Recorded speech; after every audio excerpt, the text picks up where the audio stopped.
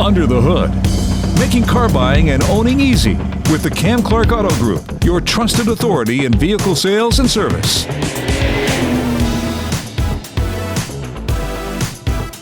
Hello and welcome to Under the Hood, a podcast designed to help you buy, lease, or maintain a car. On our last episode, we explored how doing some trustworthy, reliable, preliminary research into vehicles is a good thing. We carved out how much you should budget if you're planning on taking on a vehicle loan or lease.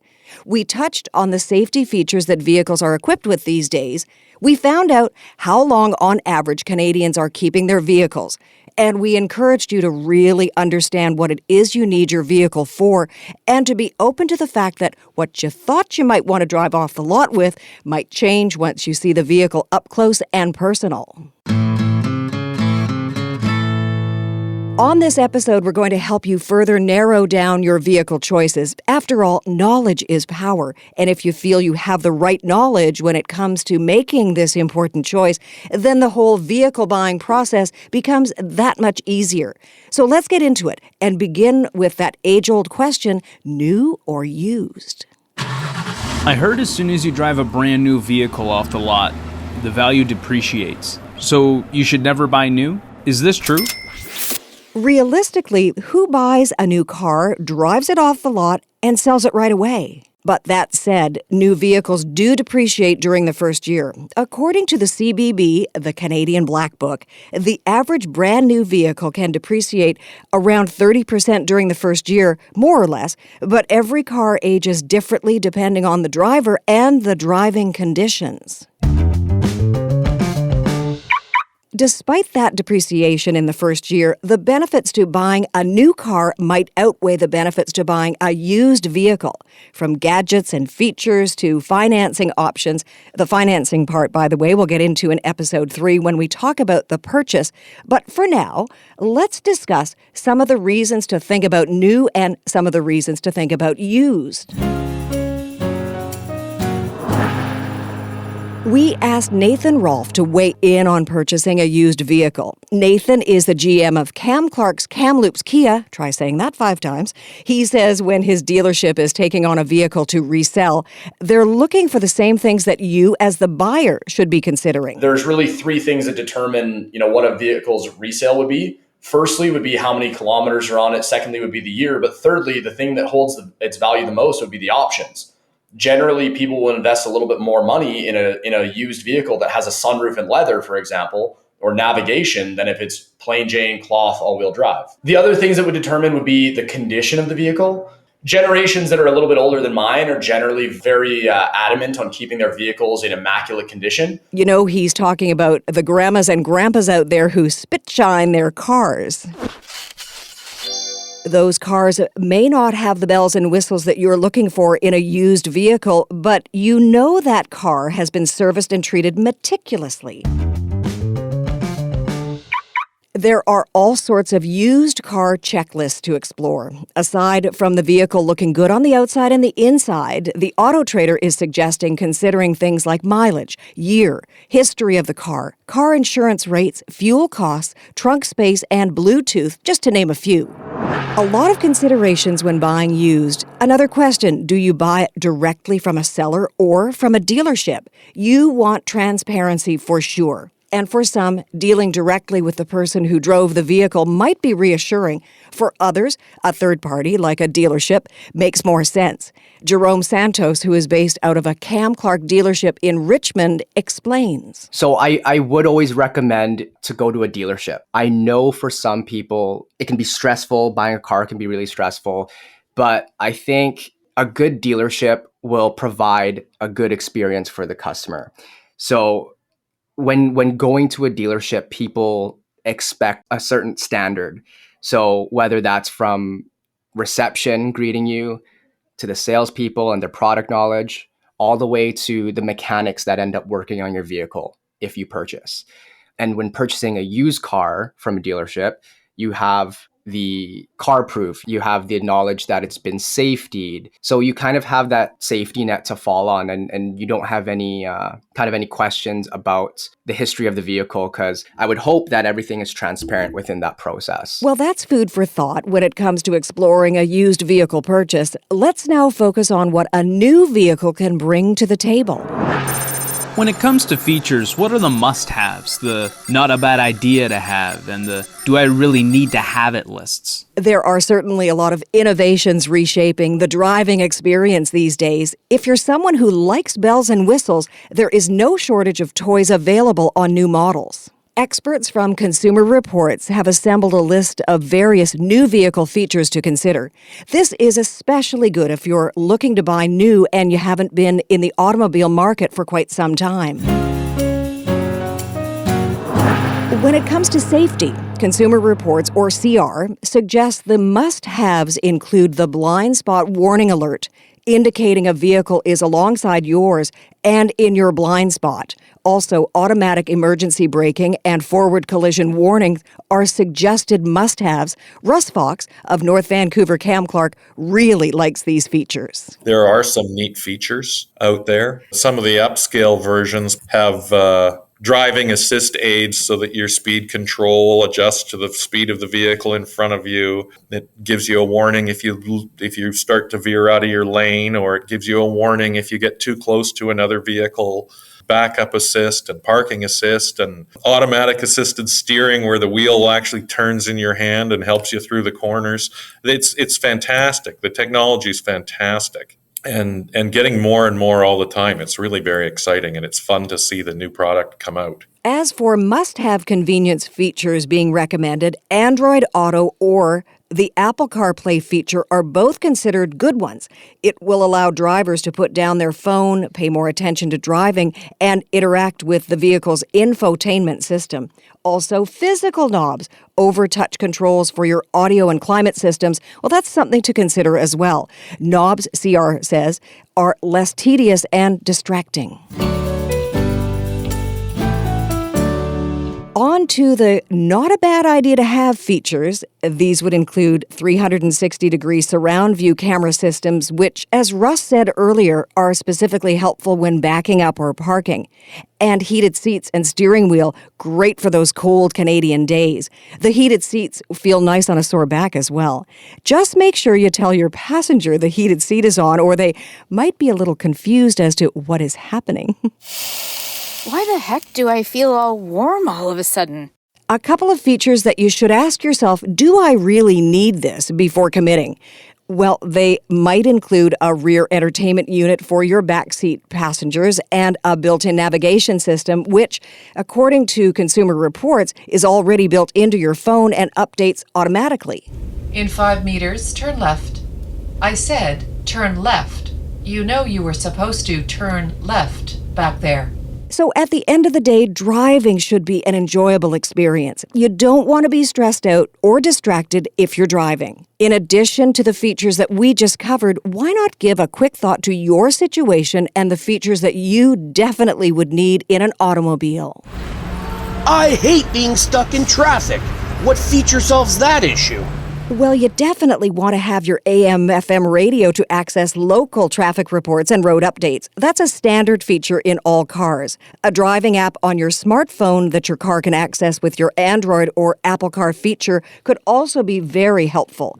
Then, using your voice, tell your phone to call the people affected by you being stuck in traffic, all of it hands-free. What about in-car entertainment, like this podcast or listening to music? Well, we're back to accessing your apps on the interface or infotainment center. In-car Wi-Fi might be something to inquire about. Same for things like a CD player if you still have that collection kicking around. You might also want to inquire as to whether the vehicle can be equipped with satellite radio and an HD radio receiver. Here's an idea. Think of it just like making a pizza. Start with the basics and add the ingredients that you know you're going to enjoy. What about future features? What's in store for those of you who like to get a new vehicle every few years and want to know what's being worked on down the road? How about these interesting advancements? Energy-storing body panels, night vision capabilities, and air-conditioned seating. And of course, more and further advanced electric and hybrid vehicles. ExxonMobil predicts by 2040, 50% of all automobiles produced will be hybrids, which brings us to electric cars, something Craig Brown of Kamloops Cam Clark is pretty excited about. Yeah, the transition. It is exciting. It's exciting for us all. They're exciting cars to drive. It's something new in the world that no one, there's been gas around forever and diesel. And this is a whole new exhilarating way to drive cars and to bring a whole new level of excitement to people's lives. We took one home when they first arrived and we drove it as a family car just so that we could, when people come in to ask these questions, we understand what it means. And my son, who's 14 years old, just couldn't believe it, how fast they are, the different technology inside, how quiet they are, getting to plug it in to charge it. And so, yeah, it's just a whole new, I want to say, exhilaration inside of the car business that we haven't seen before. So I think it's going to be, a fabulous trend moving forward. If should I buy new or used is the age-old question, then should I buy an electric vehicle the new question for the ages? To go electric or not to go electric, that is the question. And that is a question you wouldn't have heard asked a few years ago. But the concept of electric vehicles isn't new. The idea was kicking around in the 1800s. Inventors in Hungary, Scotland, Holland, and the United States all tried out the technology. Many tried to get it off the ground over the subsequent decades, but it wasn't until the late 1990s that the concept and the sales started to take off. Like any car, electric vehicles have pros and cons to weigh. Performance can be pretty great because you're taking power to the wheels. It's instantaneous. EVs have lower daily maintenance costs and lower daily operating costs. Electric vehicles can have an average of about a 300 to 450 kilometer range before they need charging, so a quick commute back and forth to work in stop-and-go traffic makes sense. But does your city or town have the existing infrastructure to support electric? If you commute for an hour on the highway every day, that may give you pause, especially since extreme weather conditions are tricky for a gas engine, not to mention an electric one. If you want to wait a little while before committing to an electric vehicle or a hybrid, which is a gas-electric vehicle, rest assured that gas engines and fuel economy has improved. Sean Bell, Chief Operating Officer for Cam Clark, tells us more. Oh, yeah.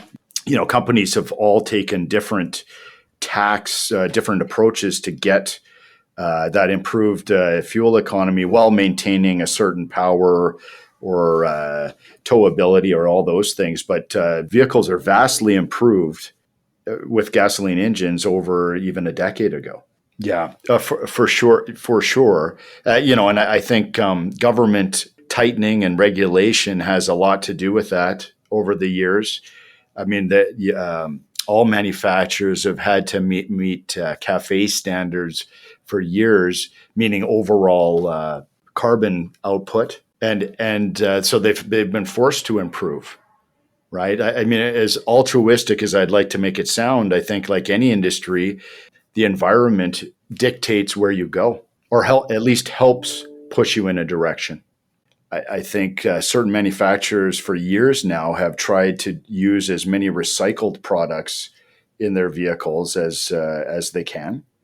I know manufacturers, when you're talking about big plants, they're all trying to get to that net zero carbon footprint, which is something that wouldn't have even been talked about 10 or 15 years ago. New or used, electric or gas, and we haven't even touched on the different sizes of vehicles, but quick rule of thumb, if you are 6'6", a subcompact car that is about 89 cubic feet might not be the way to go. Kind of stuck here. Can anyone help me out of this thing? Vehicles are kind of like clothing sizes. They come in extra small, which would be a subcompact, small, which is compact, medium, which is mid-size, large, extra large. Well, you get the picture. Let's summarize what we've gone over so far in episodes 1 and 2 when it comes to considerations before buying a vehicle. Why are you in the market for a vehicle? What are you going to use it for? What kind of homework have you done to familiarize yourself with what's out there? What are the key things that will help you get best use from your vehicle? For example, trunk or cargo space, seating space, 2-door, 4-door, backup cameras, safety rating, and so on. If you presently have a vehicle, what about it is not living up to your expectations? What kind of budget do you have for the vehicle? What about insurance costs, fuel, and maintenance expenses? How long are you planning on keeping this new automobile? It's also incredibly helpful if you get some expert advice from a salesperson who wants you to make the best choice for you, not for them.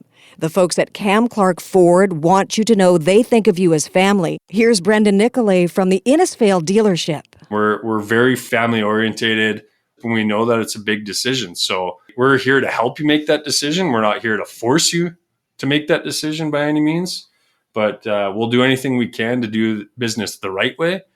We'll do everything we can to do business the fastest way in terms of your speed. And we're at the end of the day, we're here to make you happy. Well, best of luck with this exciting purchase you're about to embark on. And remember, there's always expert advice readily available from the fine folks at the Cam Clark Auto Group. On the next episode of Under the Hood, we get down to the money. We'll talk about understanding the basics of the negotiation, what employee pricing means, what determines the trade-in value of a car, to buy or to lease, and so much more. Before we go, here's One for the Road, a personal story behind the scenes at a car dealership. Let's check back in with Brendan for this one. My name is Brendan Nicolay. I've been here at the store going on 6 years, and I'm the sales manager here. I mean, every day it makes me proud. You just hear more and more stories about how we support the local communities, how we support local charities. It always seems that we're trying to go the extra mile, I guess, not only for our customers, but also for the smaller communities that we might operate in. A month or two ago, one of my sales guys, and he's always good for a laugh, but we actually we played a little prank on him where we were able to tie his horn to his brake lights. So every time he stepped on the brake, his horn would go off. And I organized a little coffee run with him, and I hopped in the driver's seat, and I was able to record it. Actually, I was able to tape it, so I still laugh about that on occasion, because he was getting some sideways looks from people in town. Note to self, ask Brendan how to do that for my next prank. Thank you for listening to Under the Hood, brought to you by the Cam Clark Auto Group. Please drive safely and subscribe for more helpful tips about car ownership anywhere you listen to your favorite podcasts.